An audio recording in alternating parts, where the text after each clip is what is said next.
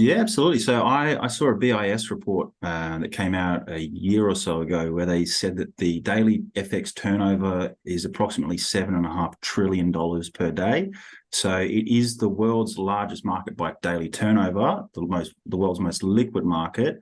So it's very, very important for the global economy. Maneco 64, home of alternative economics and contrarian views. Today, I have the pleasure of speaking with Sam Lawrie. Sam just started out a new venture with John Adams from Adams Economics. It's called Adams Bullion. Sam, welcome to the channel. Thanks, Mario. It's great to be here. I've been a big fan of your channel for years and years. I've watched almost all of your videos that you've put out. So it's beautiful to be here today with you. A dream come true. Yeah. Thank you very much and welcome. And maybe you could tell us a little bit about your background in the financial markets, and then we'll move on from there. Yeah, absolutely. So I've been working in the financial services for a bit over 5 years now. So I started off in algorithmic trading. I helped clients build algorithms that traded the markets for them, predominantly Forex, but also commodities like gold as well. After that, I went and worked for CFD brokers. So that's CFDs are contracts for difference in Australia. It's leverage trading. So trading gold with 20-to-1 leverage and that sort of thing. So I worked at a couple of CFD brokers. I also worked at an equities analysis firm. So, analyzing predominantly Australian equities for the Australian investors.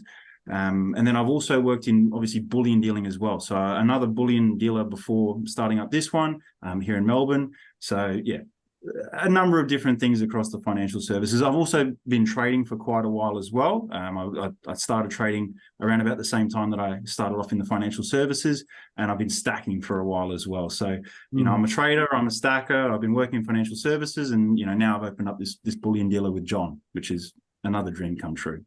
Yeah. That's great. Is bullion dealing, because in the UK it's not considered a financial asset, bullion dealing. Is that the same in Australia? So it's unique in that it's not regulated like other financial services are here in Australia. So, if you were to run a CFD broker like the ones that I've worked for, they require what's called an Australian Financial Services license, which costs hundreds of thousands of dollars a year to obtain from the regulator. Now, with bullion dealing, as I said, you don't require that. There are a few hoops that you've got to jump through for what we've got called AUSTRAC, which is our anti-money laundering. Oh, yeah. Yeah. Yeah, The so it's government. just like here, like physical is like not financial. So now you're out of the leverage gold and silver and into the real thing, which is good. Yes, out of the paper and into the physical. Yeah. Good.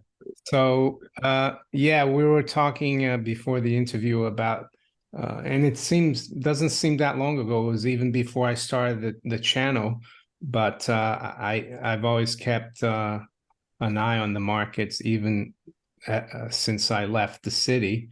And we were talking about the day that the Swiss National Bank let the euro Swiss franc peg go, and the euro collapsed massively, and a lot of people lost a lot of money because the FX market is usually quite especially for the major Western currencies, it's usually very steady, not very volatile market. So maybe you could talk a bit about that that event. I guess you probably just started in the markets when that happened. Yes. So I was fresh faced when that happened. It was very early on in my career. Talking to traders about it at the time, they were shell shocked. They're telling me about how they'd expected to risk 1% on this trade, and there goes their whole account instead. Some of them even owing their brokers money as well. Losing hundreds of thousands of dollars in the space of a couple of minutes is shocking for anybody. So yeah, that was something that was very interesting as a first foray into financial services and into derivatives as well. It gave me an idea of what's possible in the markets. So something that you've said there that I want to touch on as well, though, is that when you said that Western economies or our currencies generally aren't that volatile, you're absolutely right. If you see a 1% move for the day in a major Western currency, it's a big move. It's funny that in FX circles, they call the euro and the US dollar hard currencies, which bullion people just laugh at. A hard currency. You mean one that you can print out of thin air? That sounds, Yeah. sounds a lot like I hard. used to think the same back in the 90s when I started out in the late 80s. Yeah, the hard currencies. So it's interesting to see, and I think it it gives people that aren't in the West a better idea of, I guess, what's possible. So you speak to people, Asians suffered the Asian financial crisis of the late 90s. Lots of currency issues there. So lots of precious metal stackers throughout Asia would have been protected very well from their gold stacking in that sort of scenario. So they've kind of got an idea as to what the government may do with currencies. But I think here in the West, we've had a luckier time of it over the last 50 years at least. We've had relatively stable currencies. Of course, they've been stably losing their value, which you rightly point out on your videos. If you look at the US dollar, it's lost almost 99% of its purchasing power since 1913. But regardless, it's still considered a hard currency. Yeah, I've got here the chart. So this is the euro versus the Swiss franc. And it's interesting because during the European sovereign debt crisis, the euro did drop almost 1-to-1. And then they intervened, of course, as they usually do, and then they set the peg. And then it broke here in January 2015. And it broke in one day. I think it was in one day. This chart is a monthly one, but in less than a month, it went from 120 to below 1. And actually, it's actually rebounded back to that peg. But eventually, now 1 euro fetches less than a Swiss franc. And it just goes to show, in my opinion, that trying to manipulate markets eventually they don't succeed. And I would say that they're doing the same thing to gold and silver. They're pegging the prices unofficially. And one day silver will go above 30 and gold will go above 2070. And we will see everyone shocked as well. Is that the way you see it too? Yeah. Well, yes, I do see manipulation of gold and silver prices. Something that if you look at GATA, they've probably talked about it better than anybody else has. So referencing their work there. So absolutely, I believe that gold and silver are manipulated. And it's funny, something you said there about the manipulation of central banks in the currencies that we're talking about. One of the brokers that I mentioned in this case is FXCM. So FXCM, they're still around today. They lost over $200 million from this event. And from what they've done moving forward is they've refused to offer any currencies for trading that are manipulated. So, any scenarios like the Swiss National Bank where there's a currency peg, they will not let you trade those currencies on their platform moving forward. So they don't like it when their clients trade manipulated currencies or assets, but they'll let you trade gold and silver with leverage still. So it's a funny one where obviously maybe they don't understand the gold and silver market. I would fully agree with that. Having worked at CFD brokers and spoken to the dealing teams there, the head of dealing from the UK. I recently was working at Capital.com, a CFD broker here in Melbourne, but is also headquartered over in London. And talking to the head of their dealing desk, it made me realise that the idea that gold and silver prices are manipulated is an idea that is, for the most part, at least, restricted to the bullion community. They don't seem to get it, nor do they seem to want to get it. It makes me think of that line where, it's hard to make a man understand something that his paycheck is dependent on him not understanding. Yeah, they just want their clients to trade back and forth, and they'll take the commission.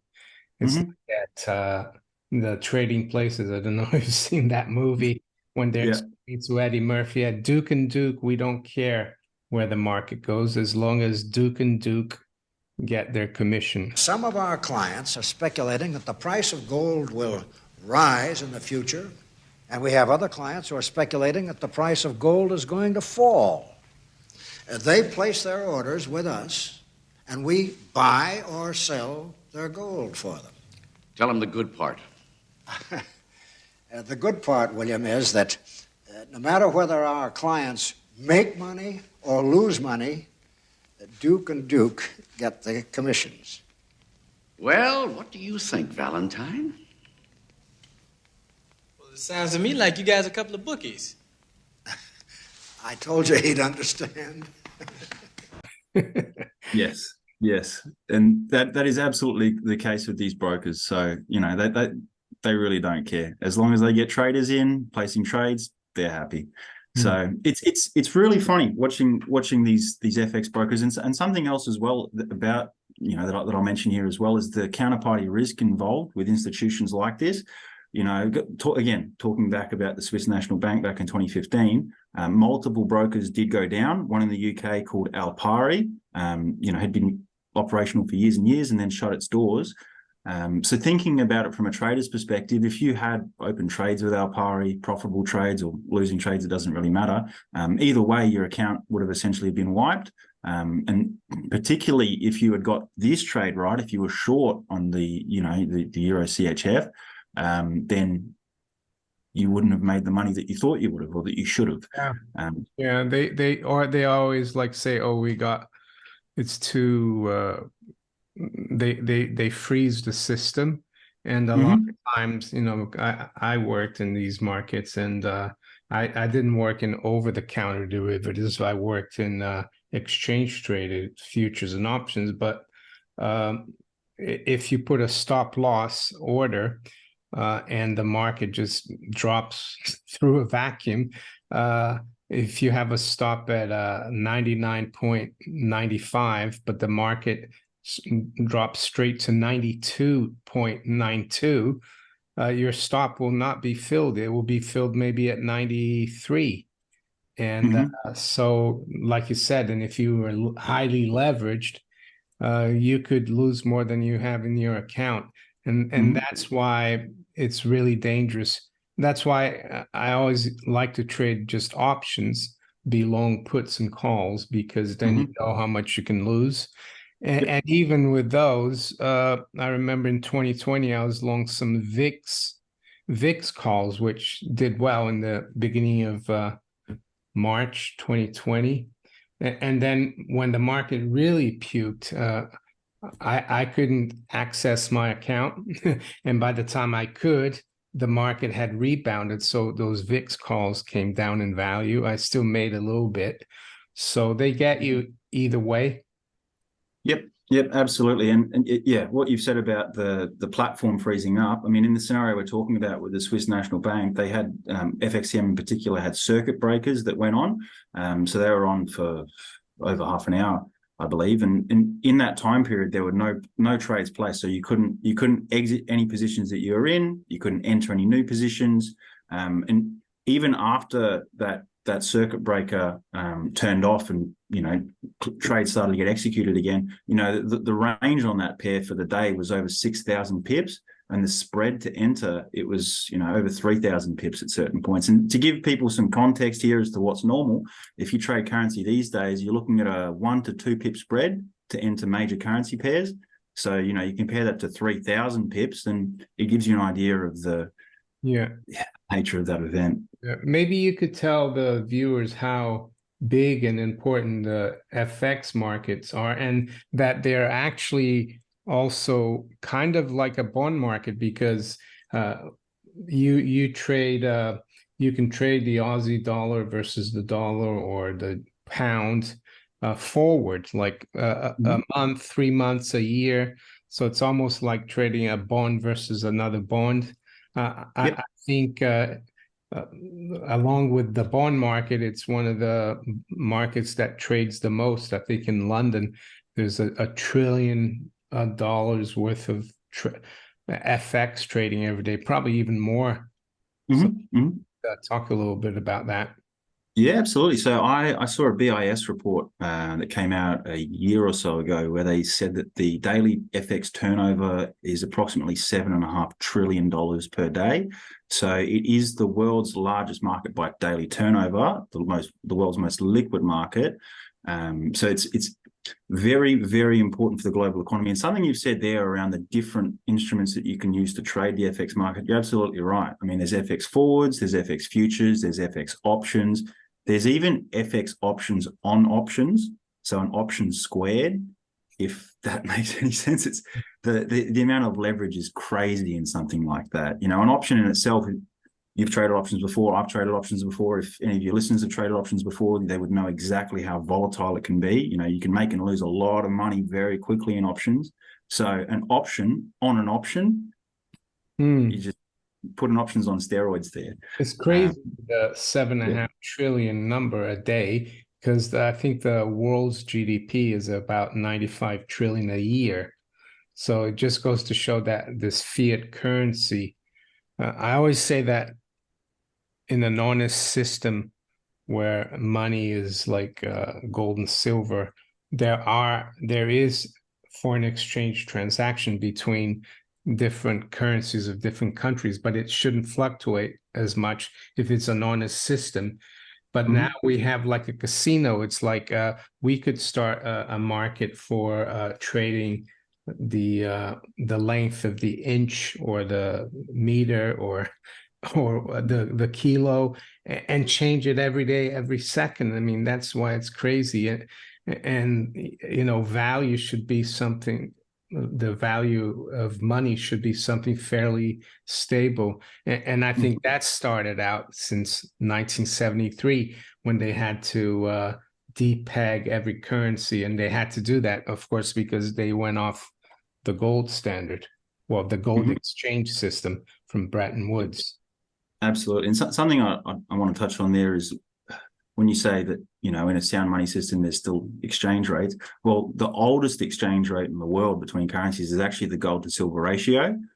So you know how many ounces of silver buys you an ounce of gold? That is the world's oldest tradable exchange rate. So even in a sound money system, there is that exchange rate. And something I'll touch on as well that you said there that I think is really interesting is turning the global economy into a casino. You know, oftentimes working at an over-the-counter you know, leverage trading platform, oftentimes it does feel like working at a casino. People come in, they make a deposit, they make a few trades, maybe they win, maybe they lose. In a certain way, it is very similar to going to the casino and going to the blackjack table. You know, some guys will walk out, they'll be up, they'll be telling you how great their trip to the casino was, and then some people, they'll be, you know, losing all their money and telling you, you know, what a scam it all is. And it's the same in trading as well. You know, whether you're trading oil, gold, stocks, cryptos, whatever it may be, up, down, long, short, whatever it may be, at the end of the day, you're speculating on price, and it is akin to gambling. So it's, yes, the entire global financial system is a casino, is the way that I would look at it. Yeah. And what are you seeing now that you think is significant, you know, for the viewers to consider in the derivatives or the markets or? Yeah, so there's a few things I'm watching very closely at the moment. The main thing I'm watching as an Australian is actually China. So, you know, looking at recently Evergrande, Shimao, Country Garden, you know, there's a few big property developers that are having very big issues at the moment. I'm watching that very closely. I mean, the central bank in China, they've lowered their reserve ratio requirements. So, you know, we all know that we live in a fractional reserve lending system, and, you know, that reserve ratio requirement is how much you've got to keep in the bank and for what you lend out. So lowering that down means that with the same amount of deposits, they can just make more loans, you know, pump more money into the system, or more currency, should I say. So that's something that I'm watching there. I mean, if they do have a pullback particularly in the construction sector, which uses lots and lots of steel and other building materials, particularly steel, I look at as an Australian, well, that could have real impacts on the Australian iron ore market. You know, that's our largest export. It's something to watch as an Australian. So if we start, or start exporting a lot less iron ore off to China because they need a lot less of it for their steel mills, then the Aussie dollar might take quite a sharp drop. It has been dropping over the last few weeks. We're down to around about the 64-cent level at the moment. So, as an Australian stacker, if that exchange rate keeps falling, then, if gold and silver stay sideways, then they'll go up in Aussie dollars. So another thing I'm watching. But beyond China, there's also Japan. I mean, only a few weeks ago, we were all watching Japan with bated breath as the Bank of Japan, withdrew from its yield curve control policy, normalizing interest rates, as they say, bringing them back to something that resembles normalcy. But it's been quiet on that front. I'm glad that you brought that chart up. I mean, if you look at that Aussie dollar chart, you look at how it's come off. It was as high as 80 cents. I mean, only back in 2020, 2021. Yeah. And now it's back to 64. It's a very volatile currency pair. And if you zoom out, I mean, you can probably see it there on the chart that we were as high as parity not too long ago with the US dollar. So 2013. Yeah. I think the price of the Aussie dollar in gold is quite. Let's have a look here. I've got it. It's done quite well. Yeah, to say the least. Near the all-time highs. I mean, yeah. And it looks a lot better than the US dollar chart for gold. I mean, where are we at the moment on gold in US? Around 1940. That was about where it hit in 2011. But as you can see from this Aussie dollar chart, we've gone from 1800, 1900 in 2011 to 3000 today. So in Aussie dollars, it just hasn't stopped. You were talking about Japan, but what if we can go back to that? I just wanted to ask you a little bit about the Australian real estate market, because that seems to be something that people always talk about, that we're going to see a major correction, and it never seems to happen. Here in the UK, we saw last week the biggest year-on-year drop of average house prices since 2009. Is the same kind of thing happening down under? Well, it's funny you ask that. It's been really interesting watching our local property market. So in some areas, the price has come off. And in some other areas, particularly over the last few months, prices have actually been moving up, despite the fact that our rates have kept going up. So watching it has been very, very interesting. I've mentioned it before on other channels that here in Australia, a key difference for your American viewers to think about is that in the US, when you get a mortgage, the vast majority of the time it's fixed rate, and it's fixed for the entire 30 years of the mortgage, or however long the mortgage may be. Here in Australia, that is absolutely not the case. When you get a mortgage here in Australia, chances are it is a variable rate mortgage. And if you would like to fix your mortgage, the longest they'll generally fix it for you is about 3 to 5 years, and they'll charge you a premium to do so, a premium over the current variable rate. So that's something to consider. The main effect of that is I think that Australians in general are feeling interest rate increases more sharply. Our mortgages keep going up with the new rates. It's not like we locked in low rates and we're happy that we did so. We keep getting adjusted up.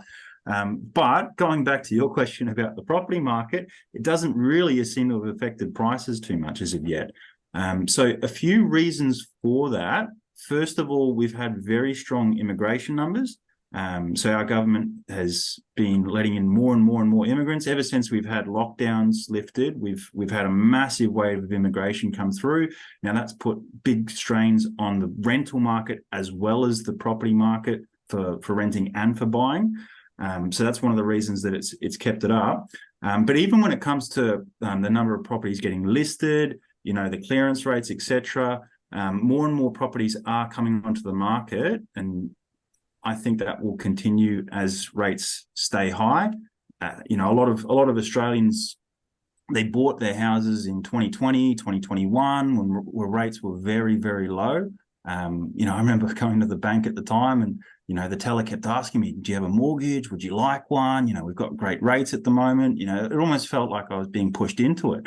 But obviously, we've seen rates double, almost triple in that time. You know, the rates that people are paying on their mortgages have doubled. So that's meant a lot of pain for Australian homeowners. You know, you speak to almost any Australian homeowner and they'll be feeling the pinch from it. So it's really unique. Price hasn't come off yet, but rates are up and the pain is there and listings are up. And I see it as a matter of time personally until price adjusts. I mean, if prices stay high and rates keep climbing, I mean, housing affordability is at an all-time low.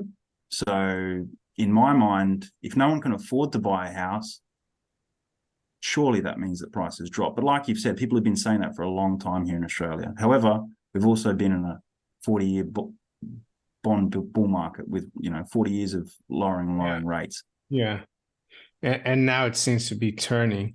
But back to Japan, and I think Japan and the BOJ, that there's a big case of pegging things, and it's called yield curve control, and they've been trying to extricate themselves or let their yields rise, especially the 10-year gradually, mainly because if they don't, the yen is going to drop even more, because the yen is, I mean, it's probably one of the worst performing Western, even though it's in Asia, but it runs like a Western currency. And I think that's something that we need to keep an eye on. The 10-year JGB yield, it looks like they've gone from a peg of 0 to 25 to 50. Now they're saying that if it goes to 1, they'll do more QE to keep it down. So that's keeping it just around 60 to 65 basis points. Have you got a view on that? Yeah. So the Japanese I find fascinating. So in my mind, there are lessons to where the West is headed. I mean, if we continue with our big government spending policies, running these huge deficits and racking up massive debt along the way, we will end up like Japan sooner rather than later. Now, talking about the corner that they've got themselves in, I mean, like you say, the yen is one of the worst performing Western currencies over the last few years. It's essentially because of their monetary policy. So recently they've changed it. Previously to the recent change, what it was with yield curve control was we're going to keep rates low. We're going to keep rates low through buying a lot of government bonds to keep the yield on them down. What do we use to buy these government bonds? Well, we're going to print yen out of thin air and then buy these government bonds. And they've... I mean, it was only a couple of months ago, 3-4 months ago, maybe 5 months ago now, where I remember being, working at the CFD broker I was at, speaking to the rest of the team on the desk there and saying, well, if the Japanese central bank has come out and said that we're going to, buy an potentially unlimited amount of Japanese government bonds to support this market, what you've got to do is read between the lines there and hear that they're going to print an unlimited amount of yen. Now, hearing that, the central bankers saying we're going to print an unlimited amount of currency, not in those words exactly, but essentially, that should tell you what is going to happen to the yen. And if you look at the gold price in yen, it's absolutely the case. So like you say, if they didn't move away from this yield curve control policy, their currency was toast. And about, again, 4-5 months ago, maybe now, I remember when they put a cap on the US dollar JPY trading pair. They tried to support their currency by selling some US treasuries, using those US treasuries they've sold, getting US dollars for them, and then selling those US dollars and buying Japanese yen in a large enough quantity to move the exchange rate. Yeah. So talk about a Band-Aid fix. Your currency's gone to zero, and what do? You start selling off your US treasuries to support the exchange rate. Yeah, and I think that's really important, not just for Japan, but for the whole treasury market and European markets, because right now they're still doing yield curve control a lot of times. And it looks like on one hand, they don't want to stop it. On the other hand, they have to pretend that they're stopping. So it's really, they're between a rock and a hard place. So before we wrap up, just wanted to ask you a question about Aussie gold because I think the Reserve Bank of Australia, and I heard this first from John and the other guy that he used to do videos with, North. Martin? Yeah, Martin Martin North. They first touched upon it that Australia keeps 80 tons, or basically all their gold, with the Bank of England. Is there a movement in Australia to tell? Is it Philip Lowe, the RBA governor?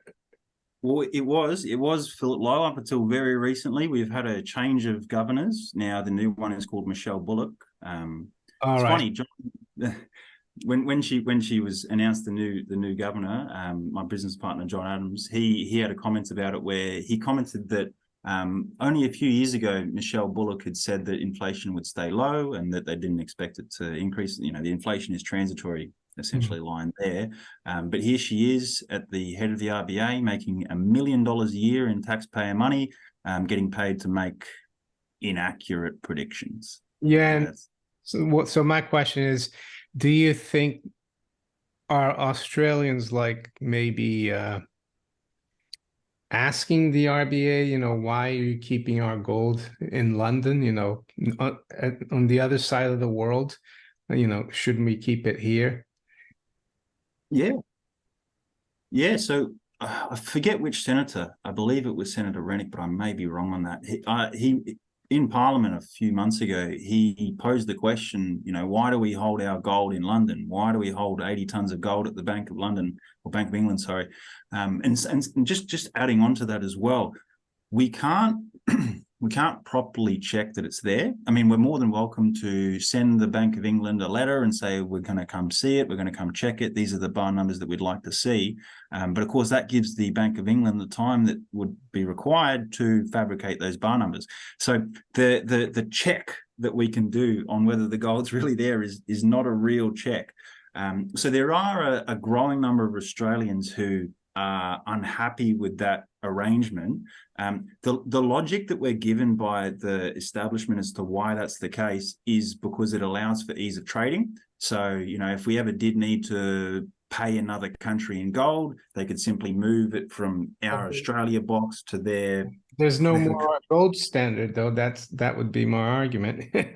Exactly. I mean, Ben Bernanke says that the Federal Reserve holds gold for tradition. I mean, if the Bank of England is the same... I think the reason they hold the gold at the Bank of England is because the Bank of England does a big part of the manipulation. So what they'll do with the Aussie gold is they'll rehypothecate it many times. They'll lease, let's say, 800 tons through Australia's 80 tons to JP Morgan and others so they can sell it short. I think that's why they do it. And I mean, the German people, some years ago, after the sovereign debt crisis in Europe, they complained about that. They saw that a lot of German gold was in the New York Fed and Bank of England, and the Bundesbank had to repatriate everything, almost everything. So, yeah. I fully agree with what you've said there. There's also some interesting analysis that's been done in the past by Daniel Vigario and Rob Keynes from Gold Silver Pros about that gold, Australia's gold, being leased to the Perth Mint. So you can go back and watch those videos. Very interesting videos there. But you're absolutely right about the rehypothecation. And something I'd like to touch on, I don't think I've said this in an interview yet, is when I was at university here in Australia, I mean, I went to Melbourne University, one of the top unis in the country for finance and economics. And when I was there, they only taught me two things about gold. The first of which was futures contracts, how to trade futures contracts on gold. At the time, I had no idea why anybody would even want to trade futures contracts on gold. I knew nothing. The second thing they taught me was central bank gold leasing. So they pitched it to me like this. They said, Sam, we in the West, we run these huge government deficits, right? We spend way more than we bring in. So we need to fix that. Okay, I'm following along. I like this idea so far. Keep going. Okay, so we have all this gold sat in our vaults and it's not doing anything for us. It doesn't give us a yield. It's just sat there for tradition. There's no reason. Okay, I'm hearing you. what next? Well, what we can do is we can lease this gold to investment banks. We can get a yield on it, and then we can use that yield to bring us back into the black on our budget deficits. Interesting. That's a very interesting idea. And they go, okay, we've fixed the government deficits. We can just lease our gold out. And the Australian... So they didn't teach you about going to a coin shop and buying some gold coins, I guess. They Absolutely keep you in the paper game. I mean, Absolutely. if that was true, the US and the UK, I don't know exactly the Australian financial affairs, like the government, but we've been running deficits here for years, and we're still leasing gold. I mean, the amount of income they make from gold leasing is minimal, and I'm sure the Australian government in the last few years you guys are running probably huge budget deficits as well. Massive.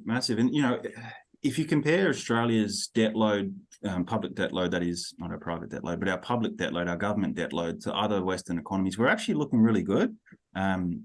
Because of our resource sector, it's hard to mess that sort of gift up with our mining sector, but our politicians have still managed to do it.